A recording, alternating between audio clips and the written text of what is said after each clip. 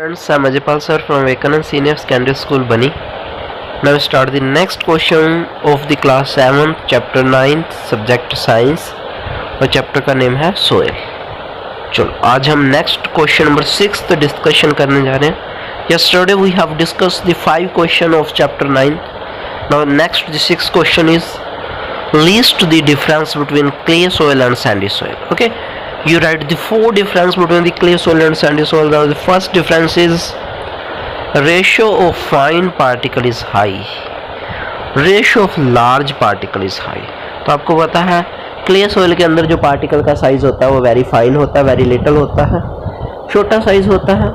Sandy soil के अंदर ratio of large particle is higher, जो पार्टिकल का साइज होता है वो बड़ा होता है. Soil retain water and become sticky and wet. Soil जो होती है पानी अपने अंदर सोख कर रखती है और स्टिकी होती है, बड़े बड़े टुकड़ों के अंदर अपने आप को जमा लेती है और गिल्ली रहती है. सैंडी सोइल लूज पार्टिकल, ढीले पार्टिकल होते हैं. Air permeate through the soil, air आसानी से सोइल के अंदर से पास हो जाती है और उसको सुखा देती है और इसके बड़े बड़े गुच्छे नहीं हो सकते. suitable for crop like paddy, wheat and gram. ये किस किस सोइल के लिए क्ले सोइल अच्छी होती है? किस किस फसल के लिए? पैडी के लिए, वीट के लिए और ग्राम के लिए. Next, suitable for vegetation. Sandy soil suitable for vegetation, peanut, cotton cultivation etc. Clay soil difficult to plough when wet. जब गीली होती है तो उसको प्लाव का हाल चलाना बहुत मुश्किल होता है. Dries up easily, can not retain water. जल्दी सूख जाती है, पानी अपने अंदर अब्जॉर्ब नहीं रखती. तो जो भी रेत होती है, सूखी रेत होती है, वो सैंडी सोइल में आती है और जो चिकनी मिट्टी होती है, लाल मिट्टी होती है, वो क्ले सोइल में आती है. Sketch the cross section of soil and label the various layer. आपने क्या करना है, क्रॉस सेक्शन बनाना है, सोइल का डायग्राम बनाना है कि उसके अंदर आपको उसके अलग अलग रीजन, उसके अलग अलग लेयर्स दिखाई दें. चलो let's start the answer number of 7 question. A vertical section through different layer of soil is called the soil profile. Each layer different in feel, color, depth and chemical composition. These layers are referred to the horizons. इनको horizons बोलते हैं. The uppermost horizon is generally dark in color as it is rich in humus and minerals. जो ऊपर वाला horizon होता है वो dark colour का होता है, उसके अंदर ह्यूमस और मिनरल्स ज़्यादा होते हैं. The humus makes the soil fertile and provide a nutrient to growing plant. जो ह्यूमस होता है सोइल को फर्टाइल बनाता है और न्यूट्रिएंट्स प्रोवाइड करता है. This layer is generally soft, या सॉफ्ट लेयर होती है, पोरस होती है, इसमें हवा आसानी से क्रॉस हो जाती है. कैन रिटेन मोर वाटर, पानी इसके अंदर ज़्यादा रहता है. It is called the top soil और ए होरिजन. इसको टॉप सोइल और ए होरिजन बोलते हैं. The next layer has a lesser amount of humus but more of minerals इसमें ज़्यादा होते हैं. This layer is generally harder and more compact. It's called the B horizon or the middle layer. The third layer is C horizon, which is made up of the small lump of rocks, cracks and curvics. इसके अंदर छोटे छोटे पत्थर आने शुरू हो जाते हैं, इसको C horizon बोला जाता है. Below this layer is bedrock, which is hard and difficult to dig with a spade. जिसको आसानी से कस्सी से खोदा नहीं जा सकता, उस लेयर को बेडरॉक बोलते हैं. तो ये आपको क्वेश्चन समझ आ गया. नेक्स्ट क्वेश्चन है question number 8. Razia conducting and experiment in the field related to the rate of percolation. Razia ने कोई एक्सपेरिमेंट किया अपने फील्ड के अंदर परकुलेशन रेट से संबंधित. She observed that it took 40 minutes for 200 millilitre water to percolate through the soil sample.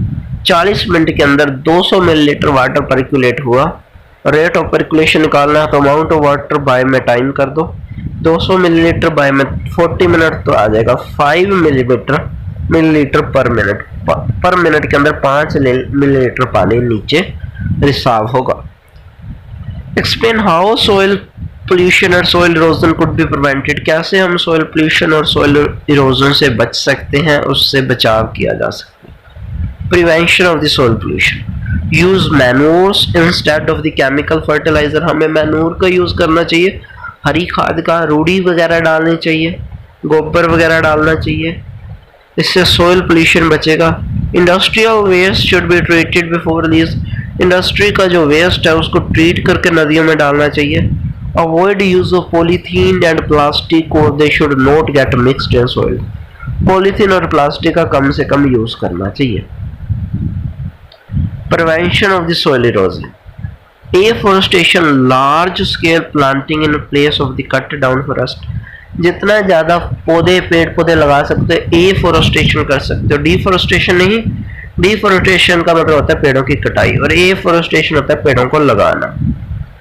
Avoiding over grazing of the grassland, ज़्यादा फसलों को चराना नहीं चाहिए पशुओं से, क्योंकि वो अपने पैरों से उस फसलों को उखाड़ देते हैं ग्रास को। Use of step farming in hill region, hill region के अंदर स्टेप फार्मिंग का यूज करना चाहिए।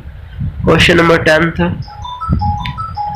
Solve the following crossword puzzle with a clue given, आपने क्या करना है, क्रॉस पजल सॉल्व करनी है क्लू रीजन के साथ। Just wait a minute.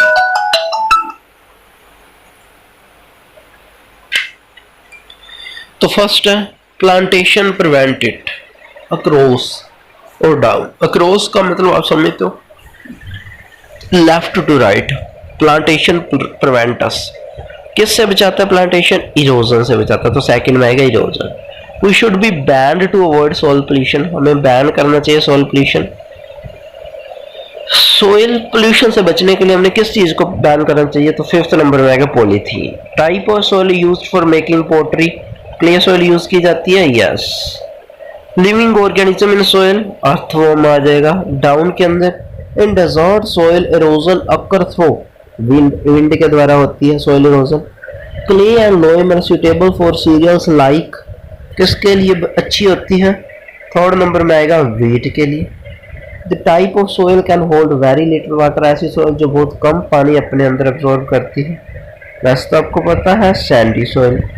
Collective name for layer of the region, profile. Okay, तो ये सारे हमारे क्वेश्चन कंप्लीट हो चुके हैं इस चैप्टर के। तो आपने क्या करना है, इस चैप्टर के सारे क्वेश्चन आंसर अच्छे से डिस्कशन करने हैं, अच्छे से अपनी नोटबुक के ऊपर लिखने हैं। कल आपका क्या होगा, इस चैप्टर का टेस्ट लिया जाएगा। ओके, तो ये चैप्टर हमारा कंप्लीट हो चुका है ना, चैप्टर 9th। तो इस चैप्टर का हमारा टेस्ट होगा कल, उसके बाद टेस्ट लेने के बाद हमारा नेक्स्ट चैप्टर करवाया जाएगा। तो I hope you will understand this concept, आपको समझ आ गया होगा।